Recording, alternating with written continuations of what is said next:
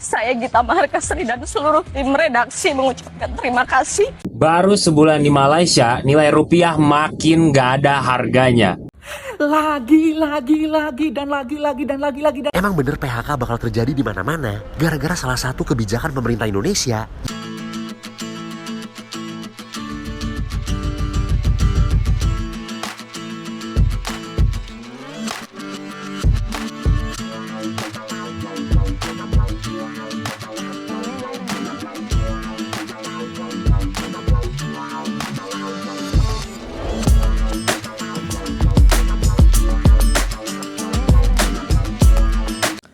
Assalamualaikum warahmatullahi wabarakatuh. Berjumpa kembali dengan Romlia Pratama. Teman-teman sahabatku semuanya, gimana kabar kalian?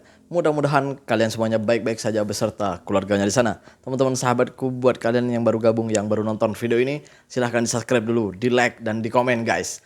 Buat teman-teman sahabatku yang udah mendukung support channel ini, terima kasih. Mudah-mudahan kalian semuanya diberikan keberkahan umur, keberkahan rezeki, dimudahkan segala urusannya, baik urusan dunia maupun urusan akhirat. Amin ya rabbal alamin. Teman-teman sahabatku semuanya, seperti biasa guys, kita akan nge-reaction beberapa video yang lagi viral. Seperti apa videonya? Ini dia guys. Saya Gita Maharkasri dan seluruh tim redaksi mengucapkan terima kasih. Kompas Sport pagi pamit dari layar kaca Kompas TV. Keep sporty dan stay healthy. Banyak yang Kompas PHK TV sekarang. pecat massal karyawannya. Mulai dari tim news, programmer, teknik, sales, dan marketing. Alasannya tuh karena revenue-nya menurun nih, imbas dari efisiensi pemerintah. In this economy tuh nyari kerja, susah banget. Tapi nih kita bisa kapan aja kena PHK. Artinya apa? Sektor ekonomi kita tuh lagi kering-keringnya. Gak cuma domestik aja loh. Bahkan sekelas Google PHK karyawannya. Meta juga tahun ini PHK karyawannya. Menurut kalian, next siapa lagi nih yang bakal nge-layoff karyawannya? Yuk kita diskusi di kolom komentar. Efisiensi anggaran. Ya itu bagus sih. Ya bagus. Bagus sih. Tapi kalau imbasnya ke masyarakat itu mematikan. Kan mematikan ya. Kalau imbasnya itu kan banyak masyarakat kita yang kena PHK sekarang ini. Aduh, kok nggak dipikirkan dulu gitu ya? Kok nggak dipikirkan dulu imbasnya ke masyarakat tuh gimana? Sekarang tuh lagi marak-maraknya orang-orang itu, masyarakat kita itu di PHK atau dibuang kerja dari pekerjaannya. Yang sudah punya kerja malah dibuang kerja sekarang. Padahal di sini tuh masih sulit banget cari kerja gitu. Ya Allah ya Rabbi, gue nggak tahu mau ngomong apa lagi guys. Gimana kalau kita lanjut aja guys ke video yang selanjutnya. Ini dia guys. Baru sebulan di Malaysia, nilai rupiah makin gak ada harganya. Pasti lu nanya, Bang, kenapa sih bisa begitu? Jadi, salah satu alasannya adalah karena Indonesia punya utang luar negeri yang lebih gede. Dan mayoritas dibayar pakai dolar. Nah, karena banyak butuh dolar, jadi permintaan dolar naik. Otomatis rupiah turun. Sementara Malaysia, mereka jaga utang lebih terkendali. Dan ekspornya juga kuat, jadi ringgit lebih stabil. Kemudian, Malaysia juga punya cadangan devisa yang lebih tinggi per kapita. Dan suku bunga mereka juga sering lebih menarik buat investor. Jadi kalau ditanya, terus investor asing milih kemana bang? Ya jelas lebih milih ke Malaysia karena iklim ekonominya dianggap lebih aman. Jadi bukan cuma soal angka tapi juga soal kepercayaan. Gimana menurut kalian? Apa yang bisa Indonesia benahi biar mata uang kita nggak lemah terus? Tulis dong di kolom komentar. Makin parah nih kayaknya. Makin parah nih. Waduh, rupiah makin turun, ringgit makin naik. Kalian udah dengar kan alasannya kenapa ringgit makin naik dan rupiah makin turun? Udah dengar kan penjelasannya gimana tadi? Iya kan? Itu artinya pemerintah kita itu gagal untuk mengendalikan ekonomi kita. Bener nggak sih? Silahkan tulis di kolom komentar apa pendapat kalian. Kita berlanjut ke video yang selanjutnya. Ini dia guys. Lagi dan lagi. Oh, ini yang Anak viral. sekolah Yang SD viral tuh. diajari tiktokan oleh gurunya. Ini dia.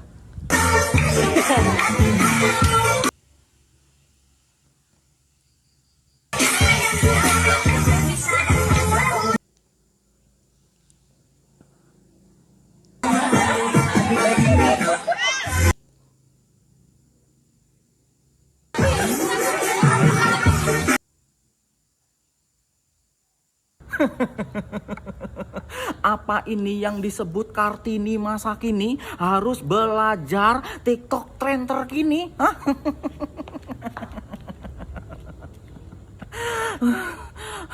Mungkin ini yang disebut generasi emas.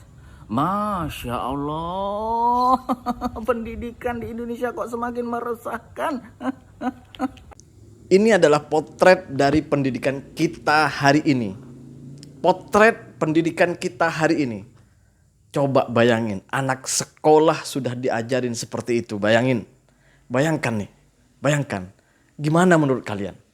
Pantas enggak? Anak sekolah loh. Ya oke.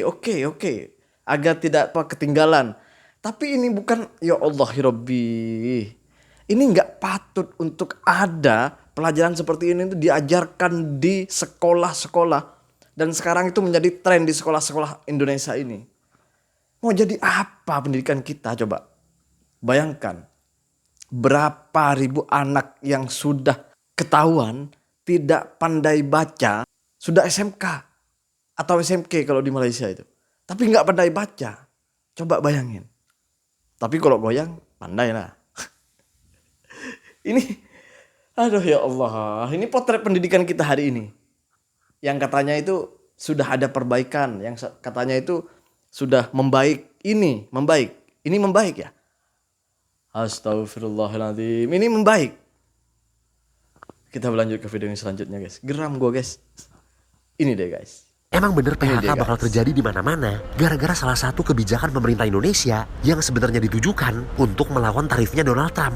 Lah, kenapa bisa begini? Bukannya kebijakan pemerintah harusnya nguntungin rakyat. Penasaran kenapa? Nonton sampai habis. Gue bantu ringkasin. Saya mau bicara tentang kebijakan TKDN yang berpotensi menyerang ekonomi tanah air. Sebelum kita bahas soal TKDN dan apa itu TKDN, perlu kita tahu di awal April Presiden AS Donald Trump menetapkan tarif baru untuk barang impor yang masuk AS. Intinya, Indonesia kena tarif timbal balik tambahan sebesar 32%.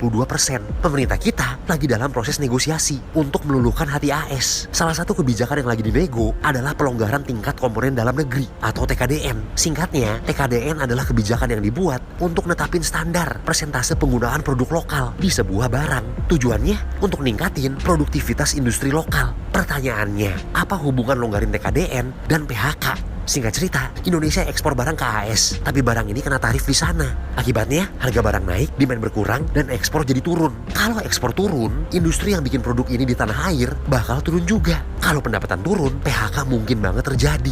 Tanpa planning panjang, tentu ini bisa berdampak ke daya saing produk lokal. Karena akan banyak produk asing yang masuk. Paling gawatnya, Indonesia bisa masuk ke era deindustrialisasi. Ini belum kita bahas juga soal melemahnya rupiah akibat tarif Trump ini. Tapi sampai sini dulu deh. Gimana menurut lo soal kebijakan TKDN ini? Apakah bakal jadi bumerang yang berpotensi mematikan produk lokal Indonesia?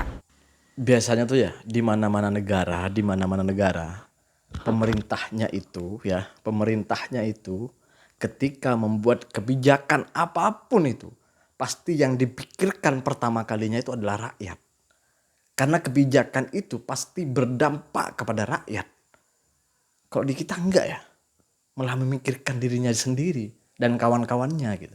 Sedangkan rakyat kayak seolah-olah dibiarkan untuk menderita gitu. Astagfirullahaladzim. Terima kasih buat semuanya. Terima kasih semuanya yang udah nonton. Assalamualaikum warahmatullahi wabarakatuh. Jangan lupa guys, sholawat.